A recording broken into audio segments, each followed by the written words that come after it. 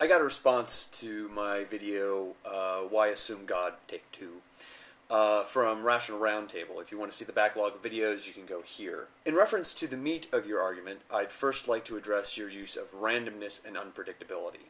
When we talk about randomness, I would state that nothing in the universe outside of sentient living beings can possibly be random.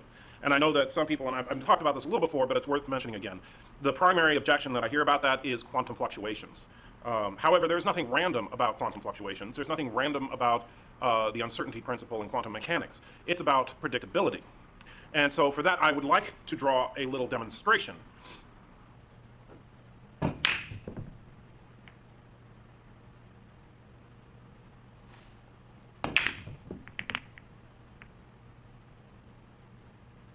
So the pool balls did not randomly come to their location. Based on the impact of the cue ball to the stack, that was the only way they could have ended up. There was nothing arbitrary about it at all. However, to a human, it was completely unpredictable. There was no way you could know the exact location of where all the balls would end up before the actual event. And when dealing with quantum mechanics, it's really a principle of dealing with the unpredictable nature of the universe, in that we don't have all the information, and attaining some of the information is, at least at present, impossible to do without changing the information, which means we can never have all the information. So it's not about randomness, simple predictability. However, I would submit that humans can behave in an unpredictable fashion, assuming, of course, that there is such a thing as free will. If you're a hard determinist, then obviously you would reject that notion. You claim that nothing in the universe is random. There are two senses of the word random. The first sense of the word has to do with our ability to predict events we know are going to occur. The second has to do with events that we do not know will occur at all. As far as I know, all senses of the word random have to do with unpredictability. So then, what's the difference between them? I would have to say that the difference is perception. A random event has to do with our perception that something was unexpected or a complete surprise to us due to our, complete lack of knowledge of how something came to be.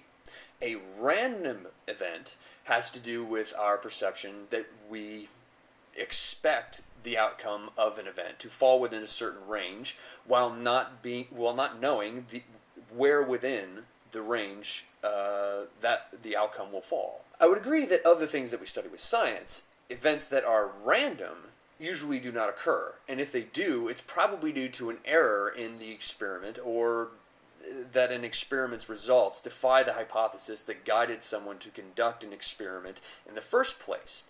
Randomness also occurs in life, and the type of is the type of randomness that only living beings can seemingly present and experience, which has to do with the complete lack of knowledge of how an event came to be. You rightly point out that stars, planets, and other celestial bodies are incapable of being random. However, these examples are only a very small class of natural event in the universe that science studies, and randomness does factor into that class of natural event. Now, I would also agree that, to a certain extent, like the dispersal of the pool balls, quantum fluctuations can also not be predicted. But that's about where the similarity ends. Like the outcome of a dice toss, your example of the pool balls, to a certain degree, is unpredictable, because we are unable to know the initial conditions that set off a series of events well enough to be able to predict with absolute certainty the directions and paths of the pool balls. Both dice and pool balls are extremely simplistic examples of this sense of unpredictability that you're putting forward with the example of the pool balls, which belongs to the field of study known as chaos theory. In chaos theory, which has to do with classical and Einsteinian physics, and not quantum mechanics, the deterministic nature of a system does not make it predictable. And this unpredictability leads to a randomizing effect on the outcome of a chain of events. Hence the reason that we can only predict certain events, such as weather, up to a certain point. Now, for everyone, there's a wonderful BBC program called The Secret Life of Chaos. If you're interested in learning more about it, through YouTube. The unpredictability in quantum mechanics is not due to the lack of knowledge of initial conditions, because there are no initial conditions to know. Quantum fluctuations cannot be predicted because any system in at the quantum level is in a superposition. This means that any quantum event is literally everywhere and in every transitional state at the same time. Any attempt to peak at a quantum event collapses the wave function of the system, and because of this, you can only determine the probability of the outcome of a measurement. There is no way, even in principle, to determine the outcome of a measurement, what the outcome of a measurement of a quantum system could be, making quantum randomness non-deterministic, whereas the randomness of a dice toss or weather is deterministic. I could be wrong, but it seems to me that in order to say that there's no such thing as randomness outside of the behavior of living beings, you almost have to commit another fallacy of equivocation. You would do this by misusing random as random and saying there is unpredictability, but no such thing as randomness at all outside of the randomness in the universe. The concept of randomness is a human concept that applies to unpredictability. So I would have to say at this point that randomness does exist outside of living beings, even if free will does exist.